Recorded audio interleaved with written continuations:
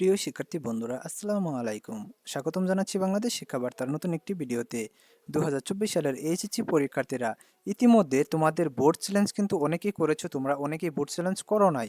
তো এখন বিষয় হচ্ছে, যেহেতু তোমাদের আন্দোলনটা মোটামুটি থেমেই গিয়েছে, অনেক শিক্ষার্থীকে দেখা গেছে যে পুলিশ মারধর করেছে, তারপরে কিন্তু অনেকে গ্রেফতার করা হয়েছিল, অনেককে ছেড়ে দিয়েছে, আবার দেখতে পাচ্ছ 26 জন শিক্ষার্থীকে কিন্তু জামিন নামঞ্জুর করে কিন্তু কারাগারে পাঠিয়ে দিয়েছে। তো এখন বিষয় হচ্ছে যে তোমরা যারা এইচএসসি পরীক্ষার্থীরা রয়েছ, তোমাদের যে বোর্ড চ্যালেঞ্জগুলো যারা করতে পারো না, অর্থাৎ তোমরা আশাই ছিল যে আন্দোলনের মাধ্যমে একটা সমাধান চলে আসবে, কিন্তু সমাধানটা আসে নাই। তো তোমরা কিন্তু বোর্ড চ্যালেঞ্জ করতে পারো না। তো তোমাদের জন্য করণীয় কি, তোমরা এখন কি করবা? কারণ তোমাদের তো বোর্ড চ্যালেঞ্জ করা প্রয়োজন ছিল। তো তোমরা কি উপায়ে বোর্ড চ্যালেঞ্জ করতে পারবা সেটি কিন্তু আজকের এই ভিডিওতে আলোচনা করবো, এবং তোমাদের অন্যরা যেরকম বোর্ড চ্যালেঞ্জ করে রেজাল্ট পরিবর্তন করে আনতে পারবে, তোমরাও কিন্তু তোমাদের রেজাল্টটা পরিবর্তন করে আনতে পারবা। তো তোমাদের জন্য একটা কথা বলি, যে সেটি হচ্ছে যে আমি কিন্তু ভিডিও বার্তায় বারবার বলেছিলাম, আন্দোলন করো, যাই করো, আন্দোলনের পাশাপাশি কিন্তু তোমাদের সকল শিক্ষার্থীরা বোর্ড চ্যালেঞ্জটা করে রাখো।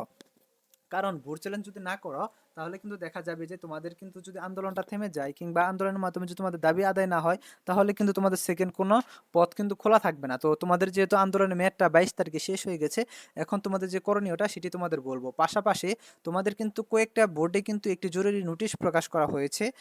এই নোটিশ সম্পর্কে তোমাদের আজকের এই ভিডিওতে তোমাদের আলোচনা করে দিব। তো তোমরা যারা ভিডিওটি দেখতেছো, প্রথম থেকে শেষ পর্যন্ত দেখতে থাকো, এবং আমাদের চ্যানেলটি যারা এখনো সাবস্ক্রাইব করা নাই, আমাদের চ্যানেলটি সাবস্ক্রাইব করে রাখো এবং পাশে থাকা বেল আইকনটি বাজিয়ে দাও। আর তোমাদের যারা ছোট ভাই বোনেরা রয়েছে, সামনে এসএসসি এবং এইচএসসি পরীক্ষার্থী, তাদেরকে বলবা যাতে আমাদের চ্যানেলটি সাবস্ক্রাইব করে রাখে, কারণ সকল সমস্যার সমাধান কিন্তু আমাদের চ্যানেল থেকেই তারা পেয়ে যাবে, তোমরা যেরকমটা পাচ্ছ।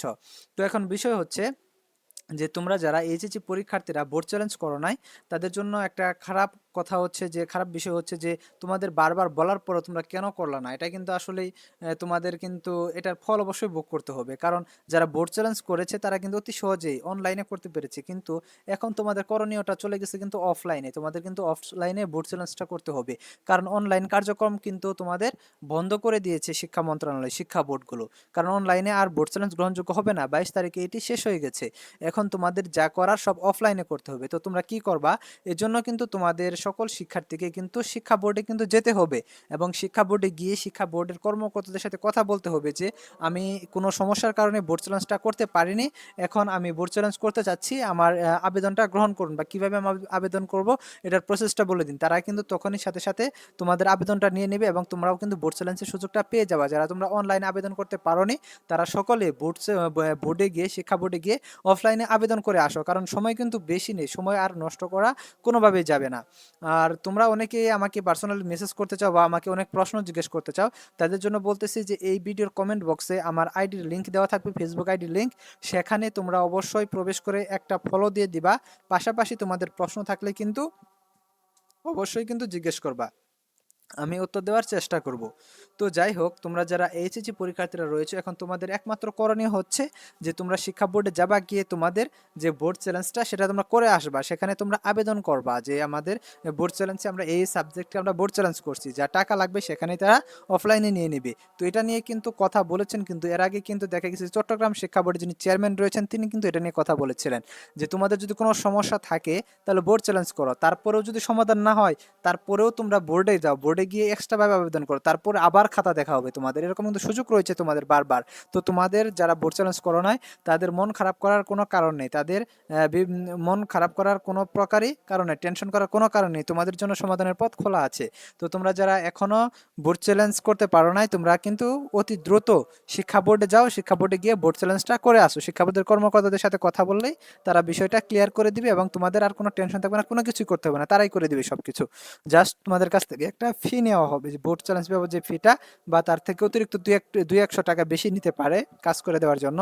তো যাই হোক, তোমরা করে ফেলো। আরেকটি বিষয় হচ্ছে যে তোমাদের এইচএসসি পরীক্ষার্থীদের কিন্তু জরুরি নোটিশ দেওয়া হয়েছে কিন্তু কয়েকটি শিক্ষা বোর্ডে, যেমন কুমিল্লা শিক্ষা বোর্ডে দেওয়া হয়েছে কিন্তু সবার আগে, এরকম কয়েকটা শিক্ষা বোর্ডে দেওয়া হয়েছে। সেই নোটিশে কিন্তু তোমাদের যে বিষয়গুলো উল্লেখ করেছে, সেই বিষয়টা কিন্তু তোমরা বুঝতে পারোনি অনেকেই, তো সেটা তোমাদের বুঝতে হবে, কারণ এটা তোমাদের সকল শিক্ষা বোর্ডে নোটিশটি দিতে পারে। আর সকল শিক্ষা বোর্ডে নোটিশ না দিলেও তোমরা সকল শিক্ষা বোর্ডে কিন্তু অভিযোগ দিতে পারবা, তোমাদের কোনো সমস্যা নেই।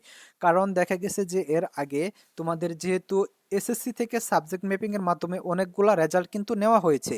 তো এখন বিষয় হচ্ছে, যেসব সাবজেক্টগুলো এসএসসি থেকে রেজাল্ট নেওয়া হয়েছে, সেসব সাবজেক্টে তো তোমরা বোর্ড চ্যালেঞ্জ করতে পারবে না, কারণ এইবার কিন্তু পরীক্ষা দাওনি, কাজেই তোমাদের এই খাতাগুলো তো বোর্ড চ্যালেঞ্জগুলো তো দেখতে পারবে না তারা, কারণ এটা এসএসসির রেজাল্ট। কাজেই তোমাদের এরকম রেজাল্ট অনেকের হয়েছে যে তোমরা এসএসসিতে এ গ্রেড পেয়েছ, কিন্তু ওই সাবজেক্টকে এইচএসসিতে এসে তোমরা বি গ্রেড বা সি গ্রেড বা ডি গ্রেড এরকম পেয়েছো, অনেক কম পেয়েছো। তাহলে এটা তো সাবজেক্ট ম্যাপিংটা তো সঠিক পদ্ধতিতে হলো না। তাহলে এখন তোমাদের এইচএসসি পরীক্ষার্থীদের করণীয় হচ্ছে, এটার জন্য তো তোমাদের অবশ্যই অ্যাপ্লাই করতে হবে, আবেদন করতে হবে, যেহেতু তোমাদের সাবজেক্ট ম্যাপিং হয়েছে যেসব বিষয়, সেসব বিষয়ে তোমরা কিন্তু বোর্ড চ্যালেঞ্জ করতে পারছো না।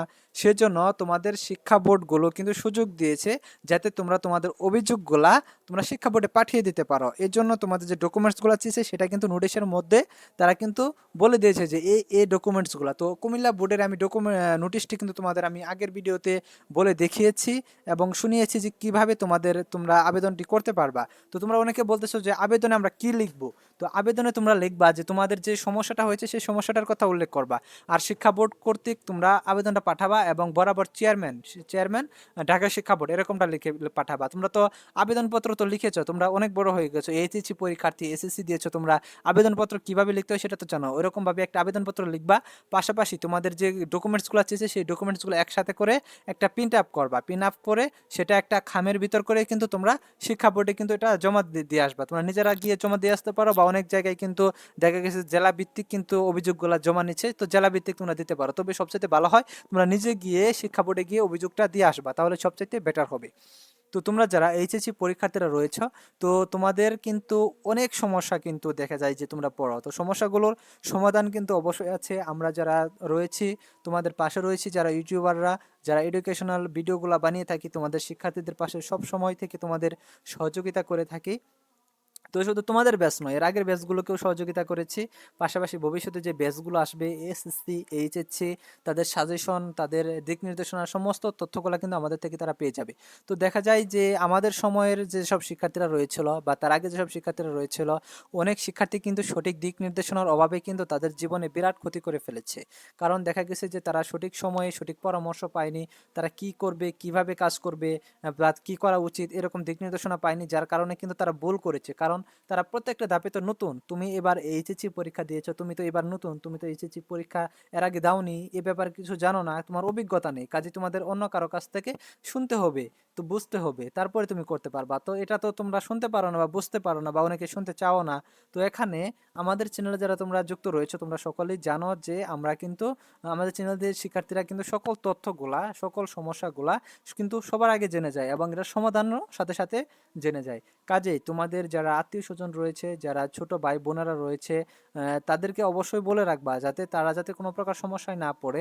তাদের এসএসসি পরীক্ষা, এইচএসসি পরীক্ষার সকল সাজেশনগুলো আমাদের থেকে পেয়ে যাবে। অল্প পড়ে তারা পরীক্ষায় ভালো রেজাল্ট করতে পারবে। তোমাদের যারা নিকট আত্মীয় যারা রয়েছে তাদেরকে অবশ্যই বলে রাখবো যাতে আমাদের চ্যানেলটি সাবস্ক্রাইব করে রাখে এবং পাশে থাকা বেল আইকনটি বাজিয়ে দেয়। আর তোমরা যারা পরীক্ষার্থীরা রয়েছে, সামনে তোমাদের অনার্সে ভর্তি রয়েছে, তোমাদের সমস্যাগুলো বা ভর্তির যে কার্যক্রমগুলো সমস্ত কিছু কিন্তু আমাদের চ্যানেল থেকেই তোমরা পেয়ে যাবা। ধন্যবাদ সকলকে আমাদের এই ভিডিওটি দেখার জন্য। আর তোমাদের যে সমস্যাগুলো রয়েছে বোর্ড চ্যালেঞ্জের ব্যাপারটা, এটা তোমরা অতি তাড়াতাড়ি ক্লিয়ার করে ফেলো, এবং তোমাদের যে অভিযোগের বিষয়টা রয়েছে সেই বিষয়টা তোমরা যারা যারা অভিযোগ করতে চাও অভিযোগটা করতে পারো। এটা যে সকলকে অভিযোগ করতে হবে এটা কিন্তু বাধ্যতামূলক না, মূলত যাদের সমস্যা হয়েছে, রেজাল্ট নিয়ে যাদের অভিযোগ আছে শুধুমাত্র তারাই অভিযোগটা করবা। ধন্যবাদ সকলকে।